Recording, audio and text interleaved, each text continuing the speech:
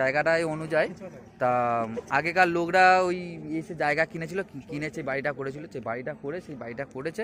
তাই এখন ওই জায়গাটা হয়ে গেছে আমাদের বাংলো বাড়ি একটা হয়ে গেছে, জায়গা বাংলো বাড়ি যাকে বলা হয়, সে বাংলো বাড়ি জায়গার নামে পরিচিত হয়ে গেছে। তা আমরা আসি সবসময়, মানে বছরে 1-2বার আসি, এসে আমরা ঘোরাফেরা করি। দেখুন আপনারা দেখতেই পাচ্ছেন এখানে এই লোক আছে, ওই যে আরবানা, ওই যে আপনার আরবানা দেখতে পাচ্ছেন।